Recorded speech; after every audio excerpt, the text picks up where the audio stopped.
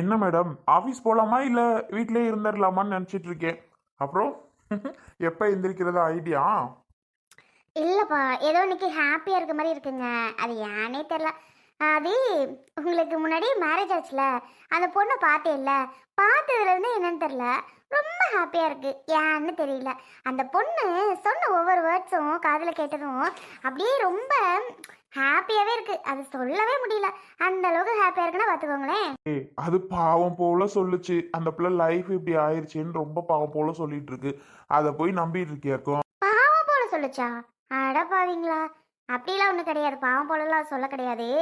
இருந்தாலும் ச்சே உங்களை மிஸ் பண்ணிட்டேன் அப்படி இப்படி சொன்னுச்சுல்ல, அப்போ நம்ம மிஸ் பண்ணாமல் நாம் பண்ணிட்டோமே அப்படிங்கிற மாதிரி இருந்தது.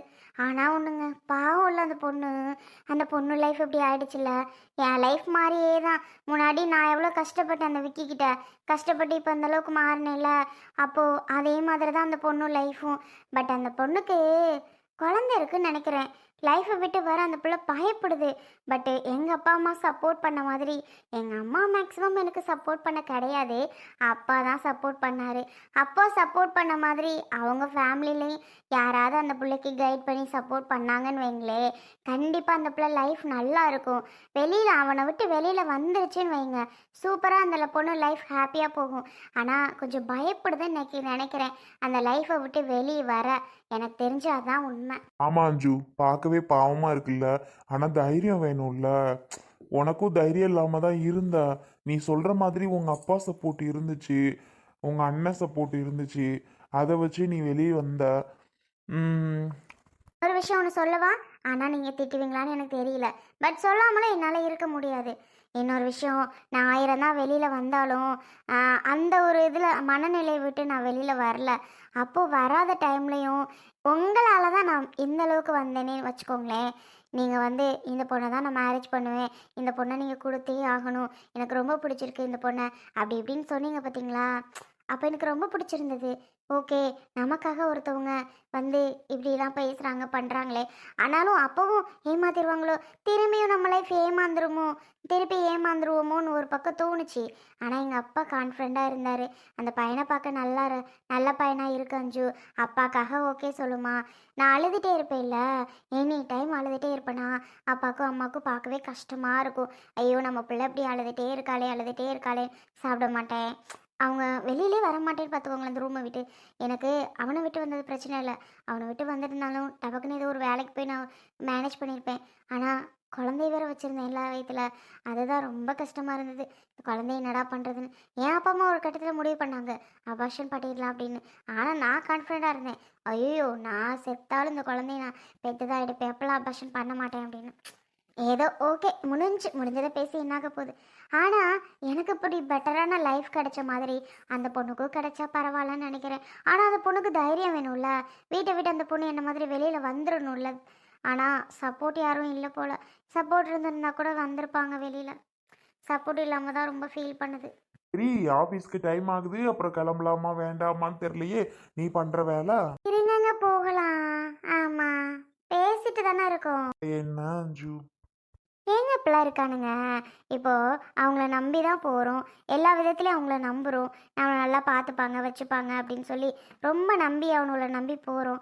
பட் ஆனால் அவங்க காலை வாரி விட்டுறாங்கல்ல. ச்சே, அவனுங்க வேலையை காமிச்சிடுறாங்க. அவனுங்க மட்டுமா, அவனுங்க வீட்டில் இருக்காங்களே மாமியார்ன்ற ஒரு ஆள், அப்பா எந்த விதத்துலேயும் சப்போர்ட் நமக்கு கிடையாதுங்க. அவங்க பையன்கிட்ட ஏற்றி விட்டு நம்ம லைஃப்பை வீணாக்க தான் பார்க்குதுங்க. அதுங்க கொஞ்சம் சப்போர்ட் பண்ணி அவங்க பசங்கள்கிட்ட பேசினா கூட அவனுக்கு திருந்துறதுக்கு சான்ஸ் இருக்குது. அதையும் செய்ய மாட்டேங்குதுங்க. ச்சே, நம் உங்களை மிஸ் பண்ணிட்டோம். அந்த பொண்ணு எவ்வளோ ஃபீல் பண்ணதில்ல. ஆனால் நல்ல லைஃப் அமையணுங்க. ஒருத்தவங்களுக்கு ஒரு லைஃப் மிஸ் ஆச்சுன்னா அடுத்த லைஃப் நல்லா அமையுதுல. இந்த விக்கி நாய்க்கும் பாருங்களேன், என்ன அவன் இது பண்ணனா லாஸ்ட்டில். ச்சே, அவனை போய் நாயின்னு சொல்கிறேன் பாருங்க. நாய் எவ்வளோ நன்றி உள்ளது. நாய்னா அவ்வளோ காட் மாதிரி. அவனை போய் சொல்கிறேன் நான். அவன் மாதிரி அவனுக்கு கூட பாருங்களேன், ஆர்த்திப்பில் நல்ல பொண்ணாக கிடச்சி அவன் லைஃப் பெட்டராக அமைஞ்சிருக்கு. ஆனால் என்ன, ஒன் மந்த்தாக நடக்க முடியாமல் தெரிஞ்சான்ல, கடவுள் தண்டனை கொடுத்து தான் அப்புறம் பெட்டர் லைஃப் அமைச்சிருக்கு அவனுக்கும். ஆமா அஞ்சு, நீ சொல்றது உண்மைதான். அவனுக்கு தண்டனை கொடுக்காமலாம் இல்லை. அதே மாதிரி இந்த பொண்ணோட ஹஸ்பண்ட் கண்டிப்பா கடவுள் தண்டனை கொடுக்க தான் செய்வார். அது வரைக்கும் காத்திருப்போன்னு ஒரு மனநிலையில கண்டிப்பா இருக்கும் இந்த பிள்ளை. நம்ம என்ன பண்றது? நம்ம ஹெல்ப் பண்ண முடியுமா சொல்லு? எந்த விதத்துல நம்ம ஹெல்ப் பண்ண முடியும்? குழந்தைய வச்சுட்டு இருக்கு. பாவம் அந்த பொண்ணு. என்கிட்ட நல்லா இருந்தா சரிதான். இனிமே பார்த்தா ஏதாவது மணி ஹெல்ப் பண்ணுவோம் என்ன? கையில 19 கொடுத்துட்டு வந்திருக்கலாங்க, அதுவும் பண்ணாம வந்துட்டோம்ல. உடனே லவக்குன்னு காசெல்லாம் நீட்டக்கூடாது அஞ்சு. அந்த பொண்ணோட கேரக்டர் வைஸ் கூட எனக்கு தெரியாது. நான் பழகுனதே கிடையாது. ஃபோனில் கூட அந்த பிள்ளை என்கிட்ட பேசவே இல்லை. மொபைல் நம்பர் வாங்கினேன், அவாய்ட் பண்ணிகிட்டே இருக்கும். நல்லா இருக்கீங்களா என்ன ஏதுன்னு கேட்கும். அவ்வளோதான். சரி வேலை இருக்குது, அம்மா இருக்காங்க, அப்பா இருக்காங்க அப்படின்னு சொல்லி ஏதாவது ஒன்று வச்சிரும். அதனால நான் பழக கூட இல்லை அதுக்கு. எப்படிங்க பழகும்? ஆல்ரெடி தான் அது லவ் பண்ணிட்டு இருந்துச்சு போல, அது அப்படி எப்படி பழகுங்க கூட? ஆமாம், அதனால அந்த பொண்ணு என்கிட்ட பேசக்கூட இல்லை. ம், ஆமா ஆமா. சரி விடுங்க. சரிங்க, நீங்க ஆஃபீஸ் கிளங்க, பாவம் உங்களை உட்கார வச்சு கதை அடிச்சிட்டு இருக்கேன். சரி அஞ்சு, பார்த்து பத்திரமா இரு என்ன. கிளம்புவா. ஆ, ஓகே, நீங்க பத்திரமா போயிட்டு வாங்க, நான் பத்திரமா இருக்கேன். ம் சரி, பார்த்துக்கோ. வெளியில யாராவது தெரிஞ்சவங்க வந்து கூப்பிட்டா மட்டும் லாக் ஓப்பன் பண்ணு. சும்மா சும்மாலாம் லாக் ஓப்பன் பண்ணாத சரியா? சரிங்க, நான் என்ன குழந்தையா, நான் பாத்துக்கிறேன். ம் ஓகே. வரலன்னு சொன்னா கேக்குறீங்களா? எங்க அம்மா வீட்டில் விட்டுட்டு வந்து நீங்க மட்டும் வந்து சொல்லிட்டு போங்கன்னு தானே சொல்றேன். வா வா வான்னு டார்ச்சர் பண்ணி எனக்கு கூட்டிட்டு வரீங்க. எனக்கு வர்றதுக்கு விருப்பமே இல்லை தெரியுமா? அடச்சி வாய் மூடு. நான் எங்கேயோ கூட்டிட்டு வந்த மாதிரி பேசிட்டு இருக்க. ரெண்டு பேரும் வந்து வளகாப்பு சொல்ற மாதிரி இருக்குமா? உன் தங்கச்சி வீட்டுக்கு தானே வந்து கூப்பிடுறேன். நம்ம ரொம்ப பேசுற. நீங்க சொல்லிட்டு போற வேலை இங்க சொல்லிட்டு அடுத்து உங்க அம்மா வீட்டுல போய் சொல்லலான்னு தானே சொல்றேன். ஏன் வர்றதுக்கு என்ன? இங்க வந்து நின்றுட்டு காரை விட்டு இறங்க வேணாங்கிற. ஏன் தான் இப்படி எல்லாம் பண்றேன்னு எனக்கு தெரியல. உன் தங்கச்சி தானே. அவ போடுற சீன்லாம் நமக்கு ஆகாது சரிங்களா? ரொம்ப வயசுக்கு ஓவரா பேசிட்டு இருக்கா. அவ பேசுறதெல்லாம் நீங்க கேட்க மாட்டீங்க, நான் பேசுறதா உங்களுக்கு தப்பா இருக்கும். வாய் முடிட்டு பேசாம நில்லு என்ன. சோனி மச்சான் வீட்லயாடா? சோனி மச்சான் வாடா. சத்யா வா சத்யா. என்ன மச்சான் உட்காரு. பாப்பா ரெண்டு பேரையும் காணும், நீங்க ரெண்டு பேரும் வந்திருக்கீங்க. ஏன்டா பாப்பாவெல்லாம் விட்டுட்டு வந்தேன் லூசு பையிலே? கூட்டிட்டு வந்திருக்கலாம்ல அதுகளையும். இல்ல மச்சான் விட்டுட்டு வந்தாச்சுடா. அப்புறம் எப்படி இருக்க? நல்லா இருக்கியா? எங்க சோனியை காணும், பையனை காணும். பையன் தான் பக்கத்துல அந்த ஆன்ட்டி தூக்கிட்டு போயிருக்காக. சோனி உள்ளதான் இருக்கா. இரு கூட்டிட்டு வரேன். என்னடி வா சத்யான்ற அமைதியா நீ பாட்டுக்கு செவனே நிக்கிற. வரேன்னு சொல்லக்கூடாதா? ஏன் தான் இவ்வளவு கேவலமா நடந்துக்கிறேன்னு எனக்கு புரியல சத்யா. யார் வீட்டுக்கு வர? என்னமோ என் தங்கச்சி வீட்டுக்கு வந்த மாதிரியே நீ இது ரியாக்ட் பண்ணிட்டு இருக்க. உன்னோட தங்கச்சி வீட்டுக்கு தானே வந்திருக்கேன். லூசு மாதிரி பிஹேவ் பண்ற. நான் போய் கார்ல உட்காந்துருக்கவா? சொல்லுங்க மாமா. ஏன் கார்ல போய் உட்கார்ற? சோஃபால உட்காரு. வேணாம் வேணாம் மாமா. சத்யா வா சத்யா. மாமா உட்காருங்க மாமா, நின்றுட்டு இருக்கீங்க. சோனி எங்க போன? வந்து அவன் கூட்டிட்டு வரான். கொல்ல பக்கம் பாத்திரம் விளக்கிட்டு இருந்தேன் மாமா. அதான் எனக்கு நீங்க கூப்பிட்டது கேட்கல, பின்னாடி இருந்தேனா, அதான் இவர் வந்து கூட்டிட்டு வராரு மாமா. பாப்பாவெல்லாம் விட்டுட்டு வந்துட்டீங்க, போங்க அங்கிட்டு. பிள்ளைங்களை பார்த்து எவ்வளோ நாளாச்சு. ஏன் உன் அக்கா பிள்ளைங்கள நீ வந்து பார்க்க மாட்டியாக்கும்? அக்காவே நமக்கு இல்லைங்கும் போது அக்கா பிள்ளைகளை பார்க்க நான் எப்படி மாமா வரது? ஏன் வந்த என் வீட்டுக்குன்னு கூட கேட்பாங்க. அப்படி நான் வர முடியுமா சொல்லுங்க? அப்படி யாரு உன்னை கேட்டுருவா? நான் கேட்பனா? ஆமா நீங்க தங்க மாமா, நீங்க கேட்க மாட்டீங்க. கூட பிறந்த பிறப்பே எனக்கு சரியில்லையே. அவங்க கேட்டுட்டாங்கன்னா நமக்கு அப்புறம் மனசு தாங்காது. தேவையா எனக்கு சொல்லுங்க? அதனாலதான் மாமா நான் வரல. சரி சரி விடு, என்ன பண்றது, எல்லாம் அப்படிதான் இருக்கு. சத்யா உட்காருப்ல. என்ன காஃபி போட்டு வரவா, டீ போட்டு வரவா? எனக்கு ஒன்றும் வேண்டாம். மச்சான் கார்ல போய் உட்கார சொல்லு. நம்ம வீட்டுல ஏசிலாம் கிடையாது. இப்ப ஏசி கேட்டனா? இல்ல கார்ல போய் உட்காரேன்னு முத சொல்லிட்டு இருந்த மாதிரி இருந்துச்சா? சரி ஓகே, உங்களுக்கு இங்க உட்கார கம்ஃபர்டபுளா இல்ல அப்படின்னா நீங்க கார்ல போய் உட்காருங்க, ஒன்றும் பிரச்சனை கிடையாது. ஏய் வந்த விஷயத்த சொல்லு சத்யா. வளகாப்புக்கு வந்துருங்க ரெண்டு பேரும் சொல்லு சரியா?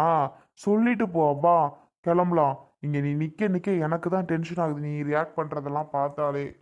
வளகாப்புக்கு வந்துரு. என்னமோ நாங்க வரக்கூடாதுன்னு சொல்ற மாதிரியே பேசுறீங்க. வரணுமா இல்ல வேண்டாமா? நீங்க சொல்றத பார்த்தா வளகாப்புக்கு வர வேணாங்கிற மாதிரியே இருக்கே சத்யா. வந்துருங்க தானே சொல்றேன், வர வேணாம் நான் எப்ப சொன்னேன்? சத்யா போதும்ல, சொன்னதே போதும். மூஞ்சி இப்படி வச்சுட்டு சொன்னா வரேன்னு நினைக்கிறவங்களும் வர மாட்டாங்க. நீங்க வந்தா வாங்க, வரேன்னா போங்க. நான் காருக்கு போறேன் அர்ஜுன் மாமா. மச்சான் எதுவும் தப்பா எடுத்துக்காதுடா. எதுக்குதான் இவ இப்படி நடந்துக்கிறான்னு எனக்கு ஒண்ணுமே புரிய மாட்டேங்குது. ஓவரா சீன் போடுது, ஏன்னே தெரியல. மச்சான் நீ எதுவும் தப்பா எடுத்துக்காத. சாரிடா. டேய் லூசாடா நீ, இதுக்காக போயிட்டு சாரி கேட்டுக்கிட்டு இருக்க மென்டல் மாதிரி.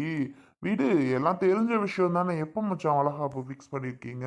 மண்டபத்துல பெருசாவா? நக்கலா கேக்குற மாதிரி இருக்கு. மண்டபத்துல பெருசாவான்னு? ஏன் நான் மண்டபத்துல வைக்கணும்னு சொன்னதுனால நக்கலா கேக்குறீங்களோ? ஏய் சத்யா, அவரை வச்சிருக்கீங்களா வீட்டில் வச்சிருக்கீங்களான்னு கேஷுவலாக கேட்குறாரு. நீ ஏன் இப்படி எடுத்துக்கிற? இல்லடா, வீட்டில் தான் வச்சிருக்கோம். சோனி, நீ பெருசா எடுத்துக்காத. உன் அக்காவை பத்தி உனக்கு தான் தெரியும்ல, அதான் வளகாப்பு சொல்லிட்டு போலான்னு வந்தோம். சரி மச்சான், அப்ப நான் கிளம்புறோம். இது நிக்க நிக்க என்னத்தையாவது வம்ப கட்டிட்டு இருக்கும், பிரச்சனை பெருசா தான் ஆகும். அப்படியே உங்க அம்மாட்ட சொல்லிட்டு வசந்தி அக்காட்ட சொல்லிட்டு நான் கிளம்புறோம் சோனி. சரிங்க மாமா, வந்துடுறோம் மாமா. இல்லை வரலாமா வேண்டாமான்னு கேட்டு கால் பண்ணி சொல்லுங்க. வரதா இருந்தோ வரோம், இல்லை வர வேணாம் நீங்கள் வராதீங்கன்னு சொல்லிட்டா கூட ஓகே, நாங்கள் வரமாட்டோம். லூஸ் மாதிரி பேசாத சோனி. என் மச்சான் வராம ஏதாவது ஃபங்க்ஷன் நடக்குமா என்ன? அதெல்லாம் நடக்கிறதுக்கு வாய்ப்பு கிடையாது. அவன் வந்து நின்னாதான் எனக்கு சிறப்பாவே இருக்கும். ஃபங்க்ஷனுக்கு ஒரு இதே இருக்கும். மச்சான் இங்க பாரு, சத்யா மெண்டலுக்காக நீ இப்படிலாம் பண்ணிட்டு இருக்காத.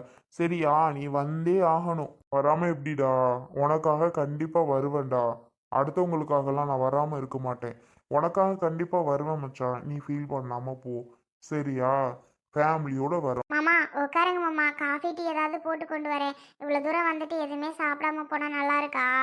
எப்போ வந்தாலும் நீங்கள் எதுவுமே சாப்பிடாமே போகிறீங்க. இருக்கட்டும் சோனி, டைம் இல்ல. அப்புறம் ஃபங்க்ஷனுக்கு தேவையானது எல்லாமே திங்ஸ் எல்லாம் வாங்கணும். நிறைய வேலை இருக்கு. அதனால உட்காந்துட்டு இருந்தா டைம் ஆயிடும். நான் கிளம்புறோம்ப்பா. இன்னொரு நாள் நாங்க வரோம். சரியா? மச்சான் என்னடா மச்சான், ஃப்ரீயா இருந்தா ஈவினிங் போல வரியா? வேலை இருக்கு. நான் வராம ஃபங்க்ஷன் நடக்குமாடா? கண்டிப்பா வரேன். சரியா? ஓகே மச்சான், கிளம்புறேன். என்ன பார்த்துட்டு போலாம்ல? உன்னை கூட்டிட்டு வந்த பாரு, என் புத்திய நானே செருப்பாலே அடிச்சுக்கணும். போ, போகலாம். ஏன்னா இப்படிலாம் இருக்கிறியோ எனக்கு தெரியல. ஆமாம், நான் பாட்டுக்கு வந்து நிற்கிறவள ஏதாவது கேட்டு கோவப்படுத்துறது நீங்கள் தான். கடைசியில் என்னையவே சொல்லுங்க. சத்யா, தயவு செஞ்சு போயிடு சத்யா. திரும்ப திரும்ப பிரச்சனை பண்ணாத. போ. ஏன் அருண் இவ இப்படி இருக்கா? இவளை மறந்துட்டு நம்மளோட வேலையை ரொட்டீனா பார்த்துட்டு இருந்தாலும் தேவையில்லாம இங்க வந்து நம்ம மனசை கஷ்டப்படுத்தி காயப்படுத்திட்டு போறா. எனக்கு நினைச்சாலே டென்ஷன் ஆகுது. அப்படியே எதுக்குதான் இப்படி எல்லாம் இருக்காளோ தெரியல. விடு சோனி, உன் அக்கா இப்படிதான். நீ உனக்கு கூட பிறந்த ஒரு அக்கா பிறந்திருக்குங்கிறது நீ மறந்துரு. என்ன தேவையே இல்லை உனக்கு. நான் இருக்கேன் எப்போதுமே. நான் இருந்தா ஓகே தானே? உன் அக்கா உன் கூட தான் பிறந்துச்சு. இல்லை உனக்கு ஒரு தம்பின்னு மட்டும் நினைச்சுக்கோ. சரிங்க, பாத்திரத்தை அப்படியே போட்டுட்டு வந்துட்டேன். நான் போயிட்டு பாத்திரத்தை விளக்குறேன். சோனி, உன்னோட மனவேதனை எனக்கு புரியுது சோனி. என்ன பண்றது, உன் தலையெழுத்து உனக்கு இப்படி ஒரு அக்கா அமைஞ்சிருக்குன்னு. சரி விடு, நீயே மறந்துட்டு இருந்தாலும் தேடி தேடி உனக்காக உன்னை ஞாபகப்படுத்திட்டே இருக்கு. எதுவும் நினைக்காத என்ன. இல்லைங்க, நினைச்சா மட்டும் இவன் மாறவா போறா? மாறுறதுக்கு வாய்ப்பே இருக்காது. அப்புறம் எதுக்கு நாம நினைச்சிட்டு விடுங்க, பாத்துக்கலாம். சரிங்க, நீங்க இப்ப கிளம்புங்க ஆபீஸ். ம்.